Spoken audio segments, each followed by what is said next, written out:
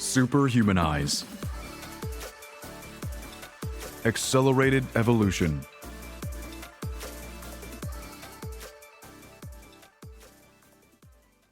Welcome to the Superhumanize podcast. The following conversation is not just about a story of survival. This is a story of profound resilience, of rising from the ashes of unimaginable hardship and emerging stronger, more empowered, and with a deep sense of purpose. Our guest Rebecca Deng's life is testament to the human spirit's ability to thrive, even after the darkest of times. Rebecca Deng has lived through what most of us cannot even begin to imagine. At just 4 years old, her life was torn apart by the Second Sudanese Civil War. Her peaceful village in South Sudan became a battlefield, and she found herself on a harrowing journey of survival. The Second Sudanese Civil War was an incredibly violent conflict that spanned 22 years. It involved child soldiers, slavery, mass atrocities, and the deaths of over 2 million people. The scale of destruction and suffering is nearly incomprehensible. For Rebecca Deng, however, this war was not a distant or abstract event. It was her reality. Forced to flee her home, Rebecca lived in Kakuma Refugee Camp in Kenya for nearly a decade, before she became one of the Lost Girls of Sudan. Of the 4,000 Sudanese refugees granted resettlement in the United States, only 89 were girls, making Rebecca's journey both extraordinary and rare. In her remarkable memoir, What They Meant for Evil, Rebecca takes us through the unimaginable terror of her childhood, but even more importantly, she shows us the incredible power of resilience, hope, and faith. Her story is one of survival, and it is more. It is about reclaiming identity, finding purpose, and transforming pain into a force for good. Today, Rebecca will share her extraordinary journey with us, discussing how she navigated trauma, found strength through faith, and became a powerful advocate for refugees and women around the world. Her insights on how to choose kindness and goodness, even after witnessing the worst of humanity, offer a profound lesson for all of us, especially in times of adversity. I am deeply honored to bring you this conversation with Rebecca Deng. Her story is one of the most compelling examples of the human spirit's ability to heal, forgive, and inspire change. Rebecca Deng is a true superhuman. Rebecca, welcome to the Superhumanize podcast. I am so happy you made time for us today. Thank you so much, Arena, for inviting me. It's an honor. I read online a little bit of what you do, and wow, girl, you grabbed that one on. Yeah, it's amazing.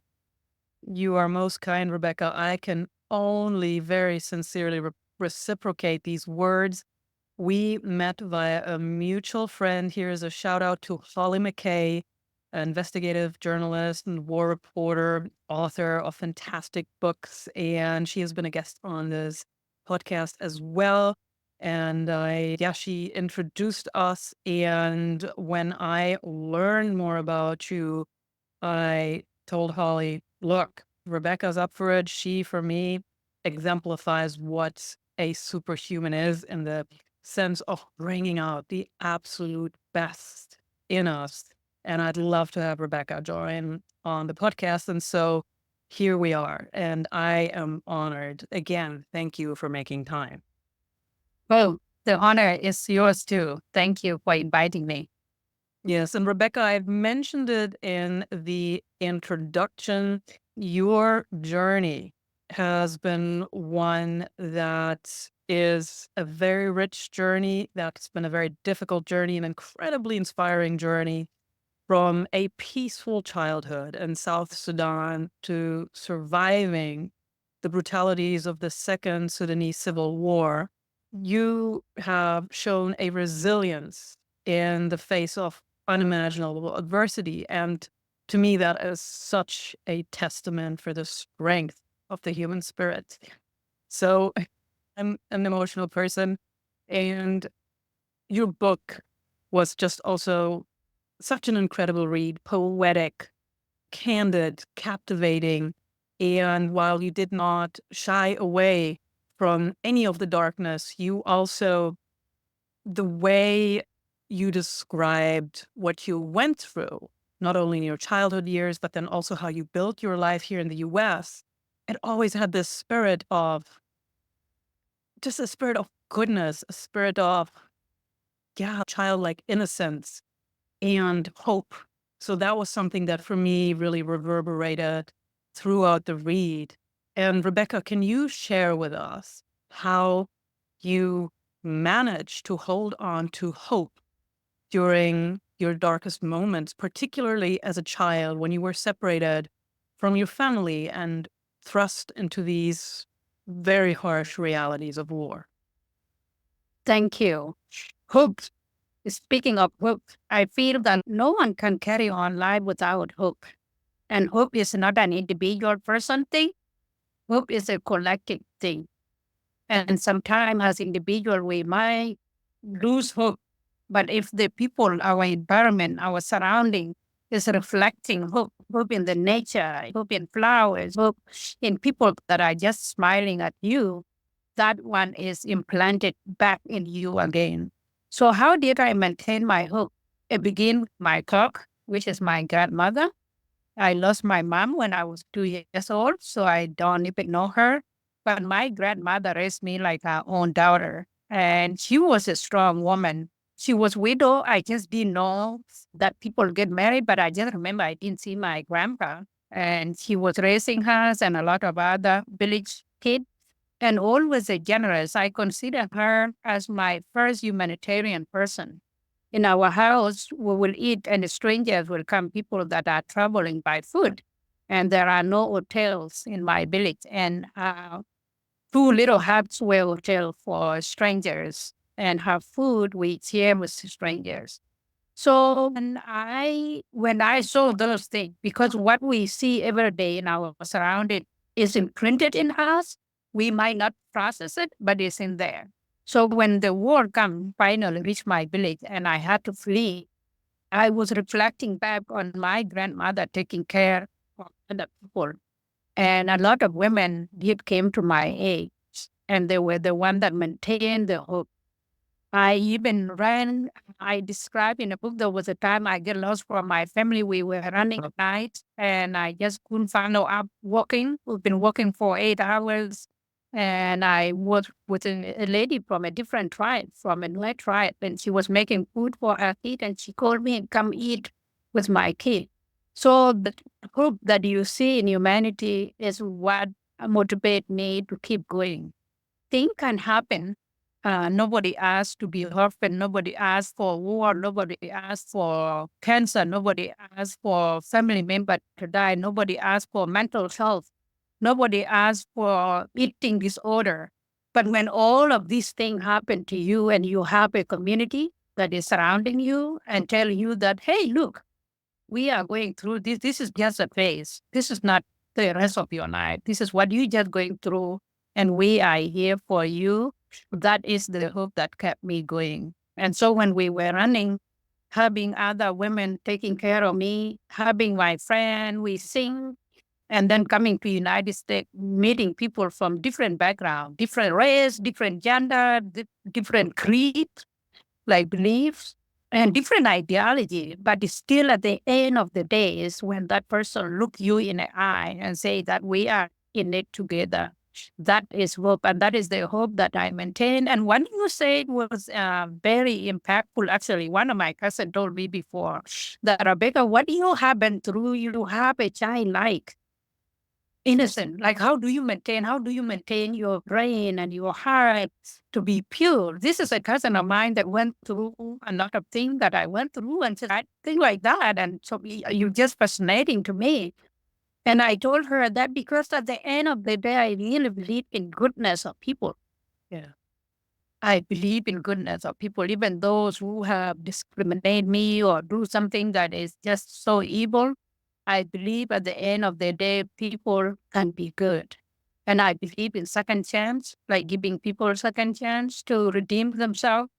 But again, when I say this thing, I'm not endorsing people to not be held accountable when they do horrific thing. No, that's not what I'm saying. I'm just saying that people can always change and people are always transforming. And that grace should always be extended to people. And that's where I got my hope and my innocent look into life. Mm-hmm. Yeah. Thank you for sharing, Rebecca. And also, especially when one looks at individuals such as yourself who have really been through a lot, especially at such a young age, it is incredible to witness how the choice, such as yours, as you choose kindness, you choose to support others, to advocate for others. Not everybody does.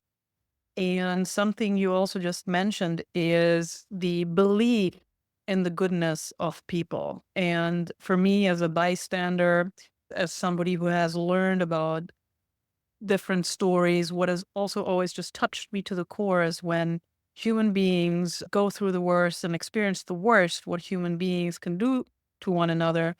And at the same time, there is this deep, beautiful, kind, loving humanity that comes through. Be it like the one woman you just shared about who gave you food with her kids in a time of dire crisis where there was likely really not much food to go around. And this belief in goodness in humanity. Throughout your memoir, you also weave a powerful narrative of faith. And it's very clear that your belief in God played a crucial role also in your ability to process trauma and to find peace.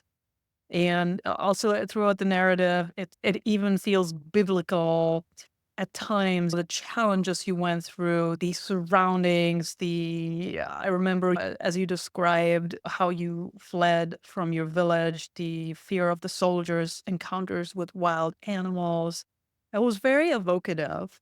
How would you say, Rebecca, did your faith evolve through these experiences of war, of displacement and resettlement? And is there any advice you would give to others who are struggling to find peace as they're in the wake of trauma? Yes. Thank you. Yes, absolutely. My faith play an important role. And when I say my faith, I'm a Christian by faith. This is where my tradition of faith that I fall in. But I'm a very big critic of Christian at the same time. And so when I talk of my faith, I talk of God. And that God that I talk of is a God of justice, a God of love. And I think of Jeremiah, where God say, I have plans for you, plan to prosper you and not to harm you, plan to make you shine and to make you laugh and to love your community. And so that's a kind of faith that I have. And with that faith, it made me open up to other people and to see God continue a renewal work, even when I'm with people of different faith. Because I believe that at the end of the day, there is only one God, the God of justice. And it might not even the God I'm always saying in the Bible, but I know there's the God love everybody, because if God didn't love everybody, all of this diversity of faith cannot come like Buddhism. And this, so I respect all the faiths of humanity. I see it as their own, as their way to try to reach into that divine God that is pure, God that is beauty, God that is love, God that is peace and not chaos. So when I was going through war, I knew that something is terribly wrong, and it was out of order. I just didn't know what it was. But then when I was introduced to God and the Bible, and then I'm like, wow, this thing makes sense to me more than what the chaos that is going around me. God is a God of order and it's a God of beauty. And so sometimes I might not go to church, but when I'm taking a hike in the mountain or looking at flowers or talking to a random person, I see God in that. And that's how God speaks to me mostly on nature and people and new ways of ideas, breakthrough of things, new ways of curing diseases. That when I read things like that in my mind, I'm like, wow, our God is amazing and it's a God of wisdom. And it inspires us to come up with ways to keep in a continuation of creating New Jerusalem. When people talk about New Jerusalem in the Bible at the end, somebody was saying it will come from heaven, but it's clear that it will be here, and it's people, and it's a city that is open. People are walking in and out. The lion is laying down with the lamb and children. That is God's intention of peace in world, peace on earth, peace of people, peace among diverse people, peace among the nation. We got to talk about all the tribes of the world. So with that thing, that's why I'm a person of faith, because I feel like God is an inclusive God. It's a God that cares for everybody, young, old, genders, creed, nature, environment. And yeah, so I'm pretty much a person of faith. Thank you. That is a beautiful perspective, Rebecca, and it resonates with me. I'm not religious. I have studied a lot of the different philosophies and religions. And something that really has profoundly moved me is also the realization of when you just spoke about the New Jerusalem, where this is actually something here. This is something that we can create out of the peace and out of the love of our hearts, where I have also come to the conclusion that, so to speak, my or our job, quote, or our purpose is not to transcend this world and then go to heaven, but to actually be representations of heaven on earth and make this an even better place, an even more beautiful place, an even more just place by the extension of what's in our hearts. And so from your story, all of the different experiences you've had, is there, and to continue talking about faith, is there a specific moment that you remember where perhaps you didn't even ever feel that way, but I'm curious because many people of faith had a moment, also characters in the Bible, where their faith was tested. So was there ever a moment where you felt your faith was tested? And if so, how did you find the strength to persevere? Yes, thank you. I felt my faith tested twice. When I was in a refugee camp, something happened few days before I left to come to the United States. And as a result of that, I talk about having my beautiful girl. Out of that action, my faith was tested. I was like, why God? Like, why me? And why is it this? But then when I had my baby and saw her eyes, I was able to forgive that person and moved on, and then know that God redeemed my suffering through her. I am very aware that is not a choice that a lot of people that went through my situation can do. And I have grace for that. There's no wrong or right way, because I know there's sometimes people that shame women when they go through that and they decided to end it or something. No, you have to do what you can handle, because it's very traumatizing. So through that, I was questioning God when that happened to me. And then later on, come through my faith, through having my daughter. It brought me back to faith. Another time that I really question, you talk about religion. I am a person of faith, but I happen to be Christian, which means there's a lot of religiosity in it. And that sometimes is one may not to be a person of faith. So I have to separate religion and faith in itself. Religion is just like people coming together, and people can be good as well as they can be evil. People can use religion to abuse others. People can use religion to diminish other people, to judge them, to say things, you're going to hell and you're not with. Actually, in the Bible, it never talk about a pastor or anybody of power that will determine. It talk about the bigger God, the God of justice. So when people even waste time to talk about who will go and who will not, I think that is an abuse of power of God. God is the only one that have that answer. So that really make me question faith, especially when it comes to, I would say that when it comes to evangelical Americans. Because when I was resettled in a very evangelical community, and what I was seeing, both there were good people that are godly, and I have seen the faith through them, through their life. But there were people that were so judgmental that, oh, if this thing is happening to this person, it's because they're not following God, or they have fall up of God, or these people are sinners, or, oh, if you are not, if you like another gender, the thing that I'm just like, oh, no. Because my faith, when I grew up, everybody is my friend. Even if we don't have the same way, I love you and they love me and they're my neighbors. We love each other. It doesn't matter because we are human at the end of the day. So that and experiencing some sort of discrimination at some point from people I knew that they were very educated and people that call themselves people of God almost wanted, almost put me into a faith crisis where I'm like, I don't want to be part of the church and this thing. But then I realized that the church is the body of people.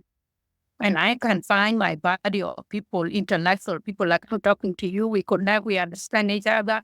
We care about the same thing. I just want a better world we can build, a inclusive world. So I say, okay, you know what? I can still keep my faith and then maybe just choose wisely what kind of environment I implant myself in. So that one shaped my faith. And then again, when at the end of the book, it talk about me being married. Actually, my ex, we've been divorced now for 3 years, served me.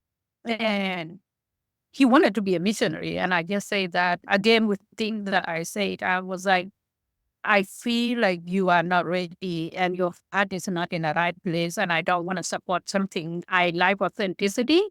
And I'm not going to go to different culture to tell people how they should be when I know we are even there ourselves. So I'm like, I'm not doing this. So anyway, he served me. And then, but then when I looked through divorce papers, say cultural differences, and I was like, what? I'm like, when you met me, there was the cultural differences that we found that we fall in love. At first, what happened? I never got an answer. So that almost put me into crisis. Okay, who am I? Or who are these people that I thought I knew? And what is going on? But then at the end of the day, that I'm a thoughtful person and I don't sugarcoat things. I cry. I grieving because it will be a lie to almost 10 years of marriage. When that age, you grieve it. But then I'm like, you know what? God have a you plan. Like I go back to the faith. He have a plan for him. And if it is for him to find somebody that is like-minded like him, want to do mission or what, bless him. And I'm okay. And God will take care of me like he have take care of me before he will. And he will bring a person that will be a person of my heart. And I let go. Yeah, but that almost give me crisis of faith a little bit where I'm like, why is this person saying the person of faith? And then they say it's a cultural differences that is like separate. It didn't make sense to me and it still don't make sense. Most things don't make sense. Sometimes we just have to let it go and we have to free people. And sometimes most of decisions that people made are more about the internal struggle than they are about us. So we have to know that and then extend grace and say that I wish you well. And I hope you heal and I hope you do the best you can because we need you to contribute to the world. Yeah. That is such wisdom, Rebecca. And again, such a testimony of faith. And I just hear and I feel also in this conversation now, not only through your book, how deeply your faith runs through your heart. And I found it so beautiful what you shared, how God and a flower in nature and how you kept your faith. You did not allow for it to be put in a box and buried. You just took what was authentic, which is your faith, and then you realized a church is a body of people basically, and you'll just find your tribe. And when you just spoke about what was cited in the divorce papers, cultural differences brings up different topic for me, which reading your memoir, it's also a very insightful look into the challenges of integrating into a new culture, while at the same time maintaining your South Sudanese identity. And this duality is something many immigrants grapple with. How did you actually navigate these complexities of maintaining your cultural identity while also adapting to life in the United States, which I can only imagine big culture shock? And how do you see your identity today, both as a South Sudanese and an American? Thank you. Cultural identity. I feel like anybody that who are moving around, whether were born in that culture or they moved in it and moved out, will always alter your identity. So when I think of my identity, I think of myself as a globalist. That's think of my identity. When I think of my identity too, I think as a person of faith. And when I say a person of faith, not religious, a person of faith, I'm thinking I'm a person that can be connect with somebody that live in China or somebody that live in Australia or somebody that live in South America based on those issues that we treasure of humanity. One is right to live the best life you can be. And second is a protection of your whatever that you believe in, that you are protected and you are valued. With those things, that's how I really organize my identity. And as an American, I have lived in United States actually more than I have lived in Africa. I see myself as an American woman. And I think it fit more well because I'm very bold person, and even growing up, people talk about like I always speak my mind, and I was constantly among my brothers, so I didn't those feminist ideology did really fly well with me growing up. I just speak my mind and I just do things, even if they are the thing that girls that are my age were not doing. And I feel like here in the United States, I feel more in that sense of, okay, I'm thinking this, I to share my mind instead of trying to share certain part and not the other part. I come as whole. My Dinka culture, I treasure it when it comes to area of generosity, like being in a community and always giving. My grandmother, when I grew up, told me this secret of life. And I have tried many times, even when I don't have anything and it works. And he said that nobody can ever become poor because of giving and being kind. No ever become poor. And I have seen it where I struggle financially and I'm like, should I hear this? And every time I hear it, something comes. Somebody will just bless me some other way, or a job will come through, or like in a weird way. And that is one of the identities that I love in my South Sudanese culture. And actually, my South Sudanese culture is a better, like back before the war come, it's a feminist culture.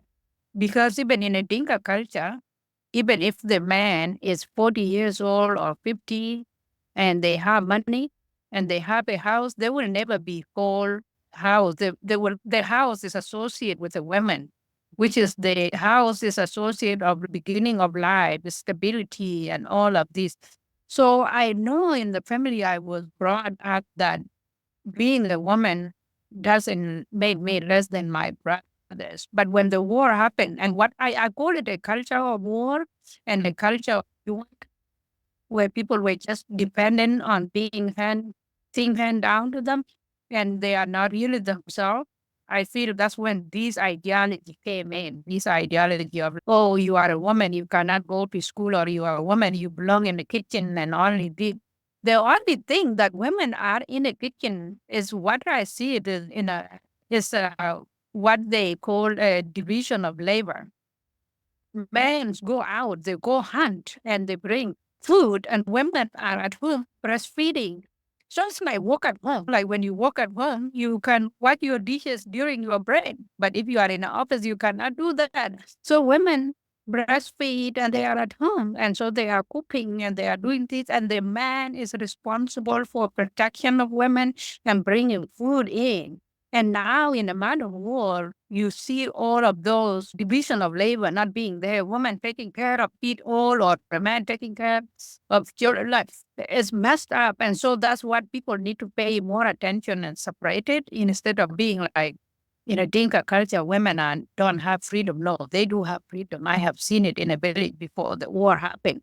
And so these things that we are picking up are not culture. So sometimes it's going back. When I'm told that you're supposed to behave like this, I go back to what I have seen my grandmother doing, and I kept that part. And then here I stay too, as an American woman, we encounter a lot of things. As a woman, I'm pretty sure you have seen it in your professional work. You have to work out, you have to work 10 times to prove yourself that your male friend or something, constant like trying to say that I can be a leader, or, oh, I am good at this. I can be executive leader. I can do these things. That's another thing we struggle here. So again, I go back to my understanding of identity of God, the creator.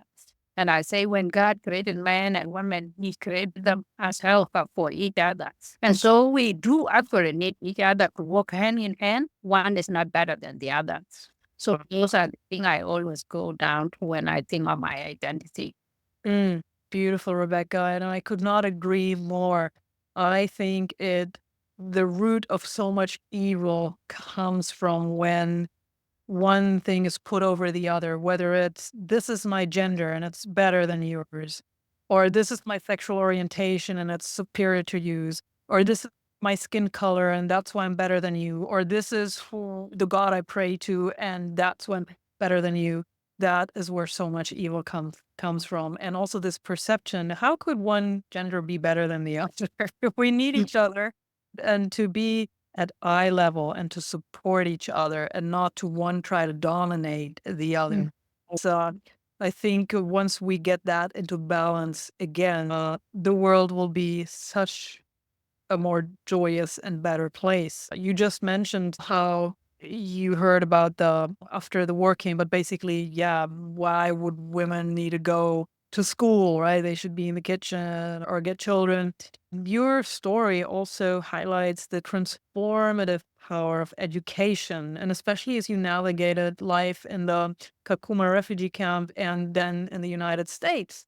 Education offered you a pathway of possibility. Can you discuss the role education played in your life, and also how it empowered you to transcend circumstances of how you were brought up, especially during the war years? Thank you. When I think of education, I always go back to education that you begin at home or in a lab environment before you start writing. So when I'm speaking of education, I'm thinking of all of that. But the education of being able to write and read in English have opened so many doors for me. And I always advocated for women education and girls education. And actually, when you read my book or when you talk to me, my whole life, I have been going to school as a mother. I came when I was 15, and I had my daughter in high school at 16, and did my undergrad and master's degree when I had my first daughter. And then after that, I got married and had my other kids. So what I'm saying is that I always encourage people that you can run through this obstacle of being a young mom, or something happened, or you are pulled out of school, there's no school fees. Don't give up on your dream. You can always continue your education. Your education that actually that you're doing as a mom, or like a farmer, or just making life is an education. And then you need a formal education, because what English did to me, it gave me an opportunity to communicate to people like you. I know a lot of brilliant girls that who have been in refugee camps, And because they never get a chance to go to school, their life is at the huge disadvantage, not because they're not smart, but because they didn't have opportunity. And this is what I always tell people. Talent is universal. Opportunities are not. Talent is universal. Opportunities are not. Not everybody have the same opportunity. So when I get a chance to come to United States, even if I become a young man, and education resources best in this country, I was able to pursue my dream of finishing my education. And so, yeah, it is very dear in my heart. And I hope to install that in my children and whoever that come in my path, that education is a way. Not only does it give you opportunities to better your life, it give you opportunities to better your mind. It give you opportunities to always be a critical thinker and not only just take one views of life and make you go through this loop. You're like, okay, if this is true, can be true and see. And when you have that diversity of thought, it makes you actually a more accepting person of different ideas and different cultures and different ideologies. It make you to become more like a listener and make you to become more, okay, you know what? The more I know about the more I know that I know nothing. And all I can do is to be open-minded and keep learning, keep opening my heart, keep opening my eyes, keep opening my ears to different ideas.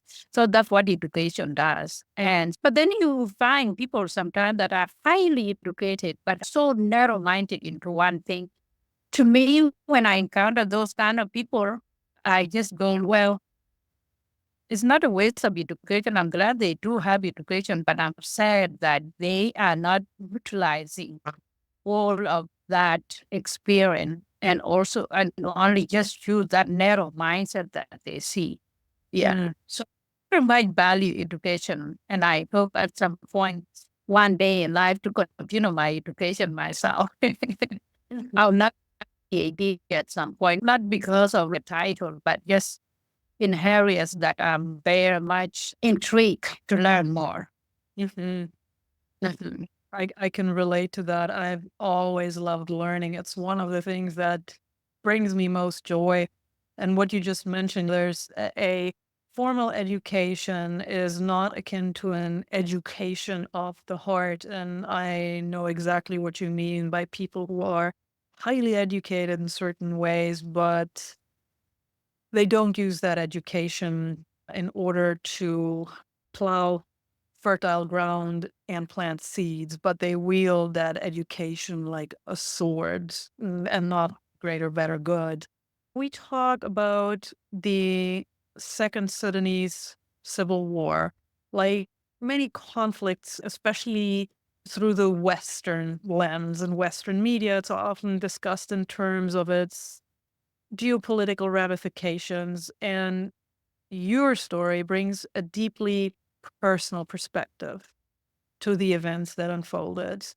And I'd like to know from you, Rebecca, in what ways do you feel the international community could have done things differently, intervened differently to prevent or alleviate the suffering that was experienced by so many, including yourself, during that war?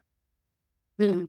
Thank you. I think the war in the Second South Sudanese Civil War was, I think there was a lot of propaganda. Now that I read back, the war was made as a religious war instead of resources war. So there were a lot of miscommunication of what the war is even about. But the more I read and the more I see what is even going on now in Sudan, after South Sudan becoming independent, there's still crisis and war and even starvation that is going on now in Darfur. So I would say it's not a religious war, but it goes down to like this war is a war of it's a war of democracy, like a struggle for democracy where new ideas and people that come up with new voices are intimidated. It is a war that is resource where leaders that are supposed to be contributing and distributing all the resources equally for the citizen are taking it for themselves. and not letting the population benefit. So I feel like if the international community might have held accountable their leaders, this war would have been cut short because it was so long. And I know like all these world leaders, they have the allies and the allies support them. I feel like I don't know, but like sometimes I'm like, I wish we can come up with a curriculum where we're like, okay, we can be your allies, but we want to hold you accountable. Just like you and I as friends, you can be like, Rebecca, I want you to do this. If you see me struggling, you know what? I'll help you. I have these resources and I have to hold you accountable to carry it on. I will check on every 2 weeks to see where you are. Have you did the homework? Where you are? I feel if the world leaders held each other accountable when it comes to human index of abuse and discrimination. Young people, children being recruited to go to be child soldiers, or like girls raped, or women abused, or houses burned down, and animal taken, source of water being destroyed. Like if we have these like a manual, like if you are a leader of a certain country, and you're letting your population suffer with this, we might actually patch up from that relationship until you deserve it again. So I feel like that's the thing that, because like I said before, I believe in second chances, but I believe in accountability. Give people second chances, but tell them like, hey, you know what? I cannot support you. I'm not going to give you guns, or I'm not going to give you money if you're going to use it for a wrong way. That is thing to apply. So I feel so now being here on this side now and being educated women, those are the things that I would love to work on, like being here in the US to work in a national policies when it comes to our foreign policy as an American. What kind of government do we support around the world? And are those government, what are they doing with the human index of freedom of speech, freedom of protection, freedom of food, freedom of not being abused, raped? Are they doing that? And if they are doing all of those things, what are the consequences that we put forward and that we laid out? Hey, we are your allies, but these are our index of human well-being. That if you abuse these things, we might take away our support, financial aid that we give you, or even our relationship. I think it is important to lay those out in the beginning of that relationship, or allies meeting. Yeah, to be clear about those. Yeah. 100%, Rebecca. And your particular story is talking about women, but sheds a light on the unique challenges that are faced by women and girls in conflict. And that's a topic that's often overshadowed by the broader narrative of war. And so we have, of course, heard a lot about the Lost Boys of Sudan. You were one of only 89 girls, if I'm correct, when you were actually given the possibility to immigrate, to come to the US. How did your experiences as a young girl in a conflict zone differ from those of the Lost Boys? And what do you believe are the most pressing issues facing women and girls in similar situations today? Yes, so there were 79 girls that came, about 3,400 or 800 boys. I don't really know the right figure, but it's around that projected number. There's a reason that there's less girls that came with the boys. Most of the boys went to Ethiopia, and the girls that traveled with them to Ethiopia got married, because girls were getting married at whenever you got your period, 15, 16. And then when we come to Kakuma Refugee Camp, same thing happened too. A lot of girls get married up very young. And so that's why there's a huge number of guys that came. Second, because of the traditional background of, especially I'm going to talk about being a Dinka girl. I know a lot of my friends that were supposed to come, but the family members hold them back because they say that you're going to a known land. We take care of you here. We see you. We don't know what will happen to you. And boys are given more like independent living. In my culture, there's no girls that can go and get an apartment or buy a house when you are not married. But men can't be allowed to do that. They can buy a house and they can stay with their guy's friend or bring their wife in later when they get married. I never hear about like women living as a girl by yourself. This is my apartment. This is my house, and I'm not married. It's just not acceptable. So I think because of those cultural aspects, make a lot of people pull out their girls to not come here, and also the opportunity. When we were talking about world leaders, especially when you look at the continent of Africa, most head of the states are men, and that we don't have educated women, we do. And that we don't have women that can be great leaders, we do. But it's these opportunities that men seem to get a hold of them first than women. And I think too, the international community to play a role in it too, where they will see these leaders that have been in a leadership for over 40, 30 years, lifetimes, and they are abusing people and don't do what I was telling you, like, hey, here is our human index. How are you doing? We have talked about this like a year ago. This is the second year. This is the third year. Okay, the fifth year. We will cut our support. And so to encourage people to bring those who can do good to humanity. So yeah, I think those things are very important. Yes, for sure, Rebecca. And of course, the international geopolitics are complex, and there are quite a few very big nations who have no problem dealing with autocrats because they're helmed by autocrats themselves. So they have no interest in dismantling that. What to add too about the girls and why I think education, like we were speaking about education, I think for a lot of girls, if you know that your parents don't have money to put you through school and you don't have a chance, procreation is another way for them. They're like, I will just get married and have children anyway, because what am I going to do? All of my friends, like peer pressure, all of my friends are getting married at 15. By the time you reach 18 or 19 or 20, 25, they're like, oh, you grandma, what are you doing? You don't have kids? Because that's the environment. So the more education we have, the more school we build for the girls, the more that we can have women. And it's changing now. Now, actually, when I see youth back in Cuba, I have always watched on Facebook just to see what's going on. And I see both male and female being in a leadership. And it's because, and these people that are in a leadership, they often seem to me like they have been to school, at least they finished primary school. So that thing will change. Certain thing, they change with opportunity. If there's opportunity for them to go to school, you will certainly see more girls.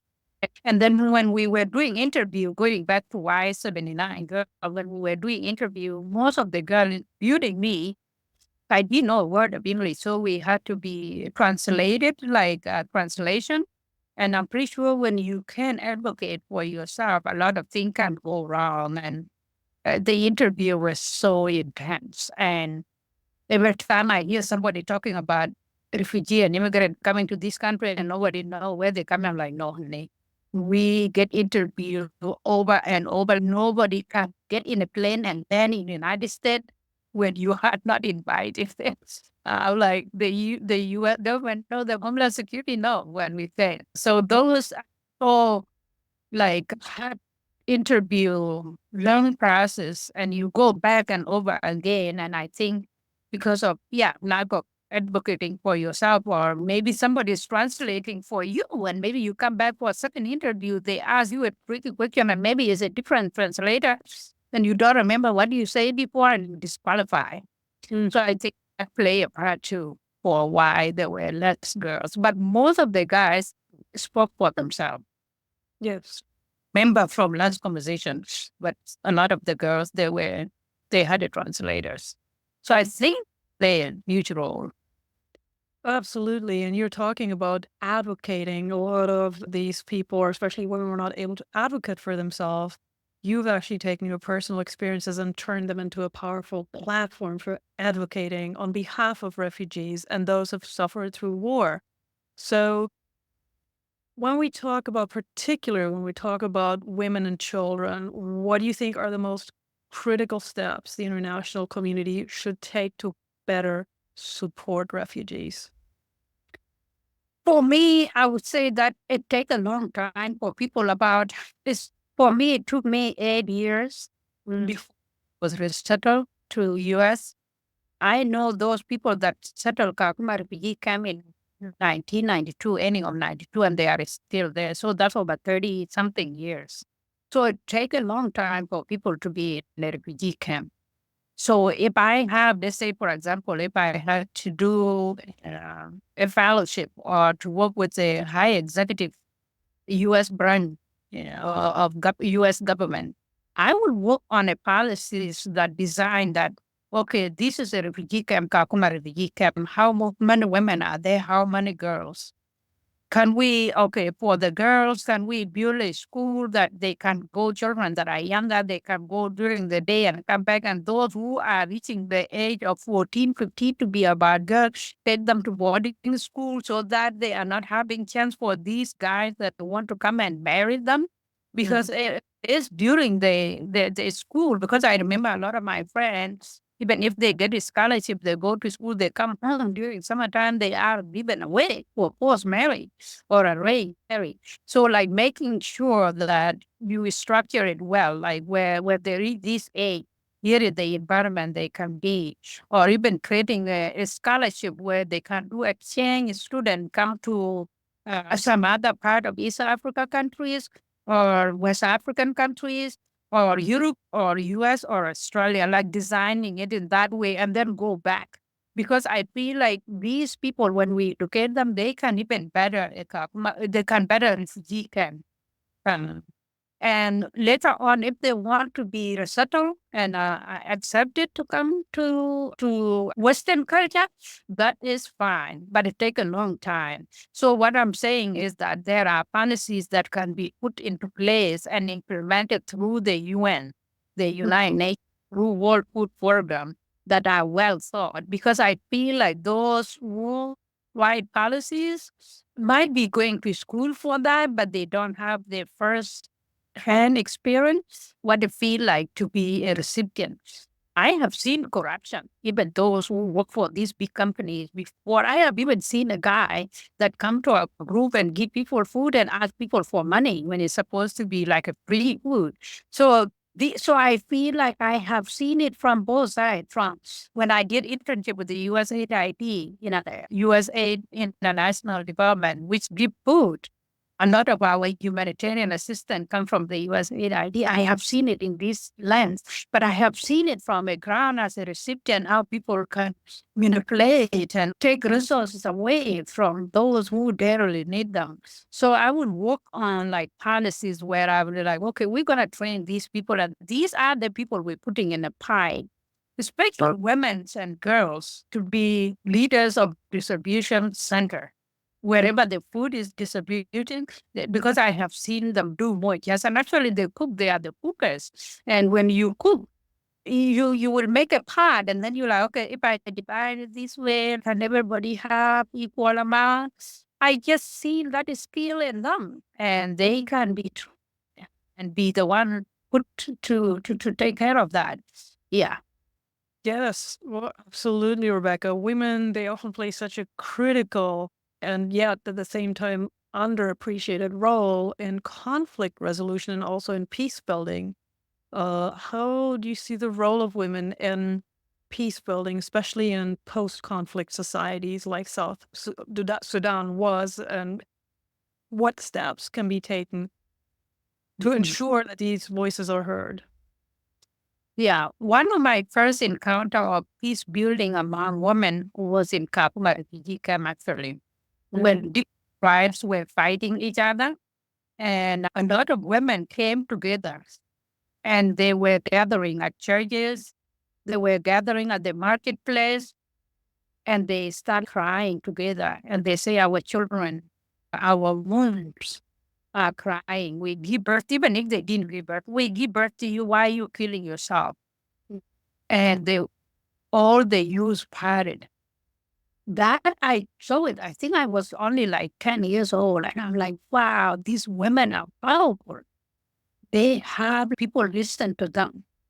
And so in South Sudan, I can see, well, Sudan or East Africa or Ukraine or whatever, I can see women to play a huge part in peace building because they are we have this thing. I have it in my heart, even like when I wrote about burn down my village and women will receive that great war. I'm sure if I met the children, I will welcome them and we will eat and we will cry together because of things that we've been through. So I know that women, because we create life, we are the one that birth life. We carry people in our body for 9 months exclusively us feeding them, and then they come to the world. And now they have both parents. So I think that instinct of a mother or a crate is in us. And so I see women playing a huge role in peace building, peacekeeping, conflict mitigation. I see women playing a huge role. But how would they do that when they are organized, when they are trained? Because again, when we have all of these aid money we pour into countries like South Sudan, most of the training facility is maybe 80% men. Where are the women? A, maybe and talk to them first. And B, maybe they are organized. And then when people do those bidding of applying for grant because of language and technical understanding, do you think I just speed away the application and then it's awarded to those who can articulate? But being good at explaining yourself, I always say that it's not a sign of intelligence. Some people are just good at crafting things. And you have these amazing leaders that are sitting at the back. They are more shy, they are more quiet. But if they are trained, if people look into the skill and train well, they will move mountain to keep peace in the country. So I see more, I hope for more training for women, specifically designed to train women by women that have lived in international community and different cultures. And of course, men with expertise too, that's good. But I feel like it just takes extra. Especially as a woman myself that learned English as a second language. And I just flew in with somebody that totally grew up here in America and have this knowledge. I think I will be able to support more on who have what is skill and they are just shy. Maybe they're sitting on the back or they don't have a language to express that. And I feel like when you support those good skills that are already built, they are ingrained in that person. All you just need to do is training. You can go a long way. Mhm. Yes, for sure. And hopefully, individuals such as yourself can be part of that training process to share your experience, your knowledge, and also your wisdom and your deep personal experience. Something that is a reoccurring theme in your book. And it's also very clear that it has been a powerful tool in your own healing process, Rebecca, is forgiveness. And you already mentioned it before. Giving people a second chance does not mean you condone what they did or what they even may continue to do. When we speak about forgiveness, did you come to the decision to forgive those who caused you and your family so much pain? And what does forgiveness mean to you today? Thank you. Forgiveness is a really hard topic and it's very individualistic oriented. And so when I talk like I forgive, I always tell people, but don't just go copy mine because there's a process. And for each individual is different and for each forgiveness is different. Mm. So when I talk about forgiveness, what it looked like for me, I name whatever the damage that have been done, whatever the sorrow, whatever grievances, I name it. I don't shy away from it. Then I say, okay, through it all, what can I do to move forward as me? And so when we forgive, sometimes we might not even hear from a person that abused us or have done something to her that I have forgive you, or I acknowledge what I have done wrong. And when you hold on, and where I see people go wrong is that bitterness, like they from you, they hurt you. It was so sad and traumatic and bitter. And then for me to just continue to be like, if they don't say sorry, I'm not going to move on, you are killing yourself. And they are, I'm pretty sure, and I would say that most people that are bullies or abuse people, or sometimes they're not even thinking about it. They're very impulsive. So they do it and they move on with their life. And you are the one they did that to you, and now they are holding you hostage because of being bitter. So like for forgiveness, when I say forgiveness, it begins with me forgiving myself, like, you know what? This thing happened to me. That person could have said sorry, but I'm going to forgive myself to just forgive them now. That's the process that I begin. And when I forgive myself and forgive them, whether I hear from them or I don't, I free myself. And I see the growth, the green and the flowers and all the feeling coming back, where I just like, okay, I name it, I acknowledge it, but what did I learn from it?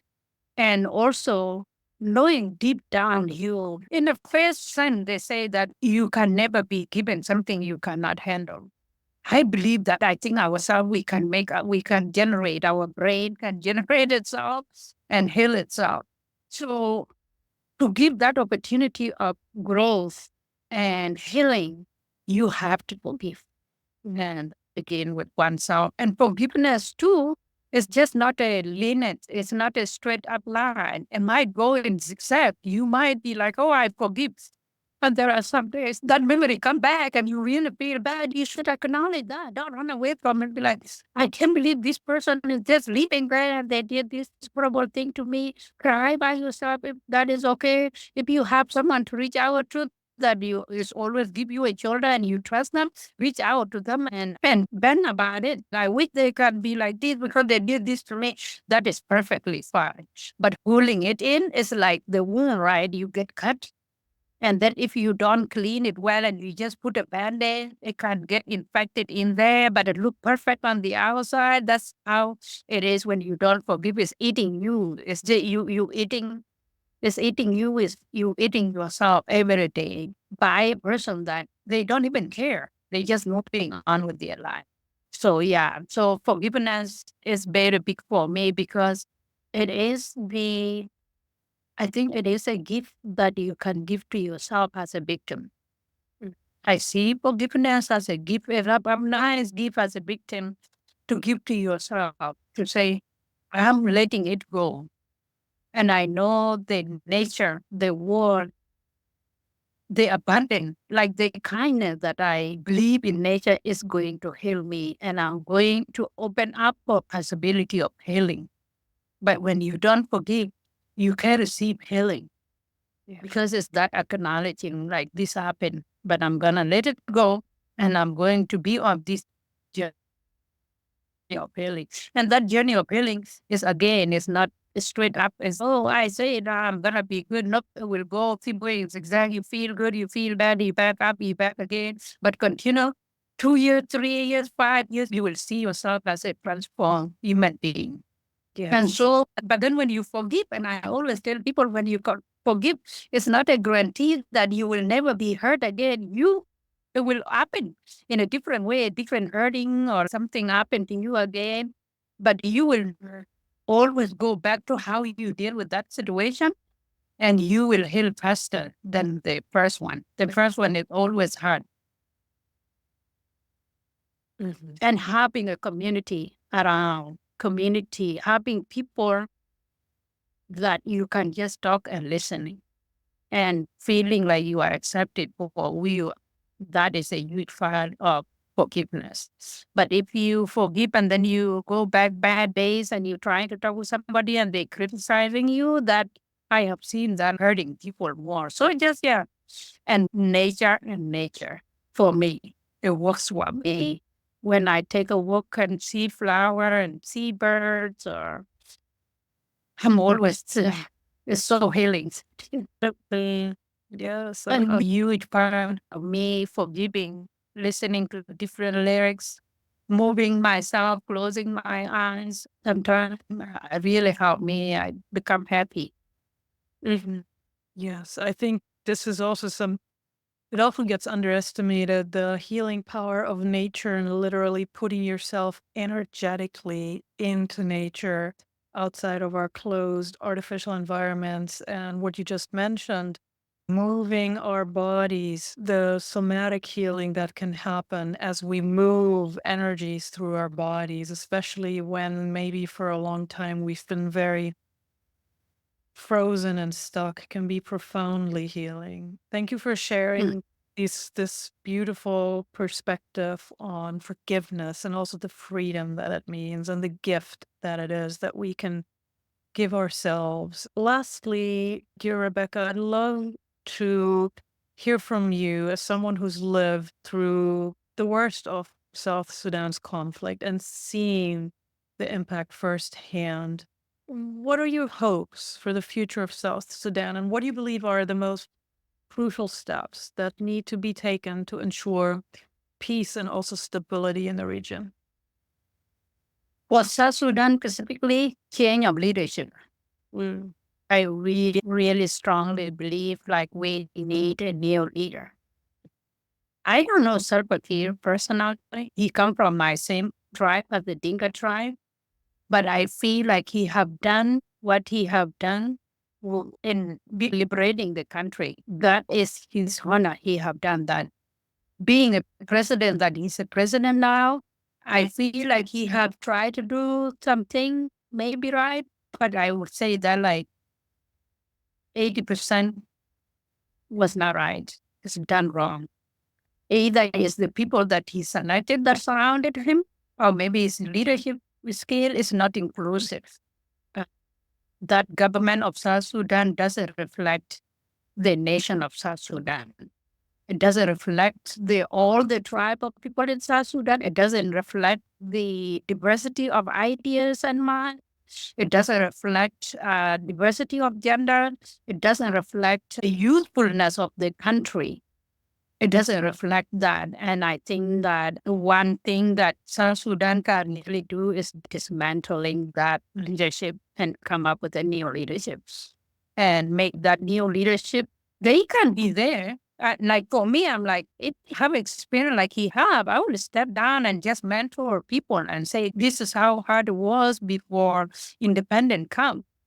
When people say you step out of leadership, it's not like only rejecting you. You can also mentor people, and people don't understand mentorship is very important as leadership.